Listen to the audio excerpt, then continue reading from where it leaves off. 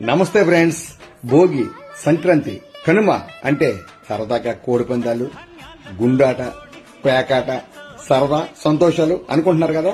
కాదు, మొదటి రోజు భోగి అంటే పాత సామాన్లతో పాటు మనలోని చెడుని, బద్ధకాన్ని ఆ మంటల్లో వేసి కొత్త జీవితాన్ని ప్రారంభించడం. ఇక రెండో రోజు సంక్రాంతి అంటే సూర్యుడు తన రూటు మార్చుకుని ఉత్తరం వైపు ప్రయాణించే రోజు, పెద్దలను తలుచుకుని దండం పెట్టుకునే రోజు, రైతులకి పంట చేతికొచ్చే రోజు.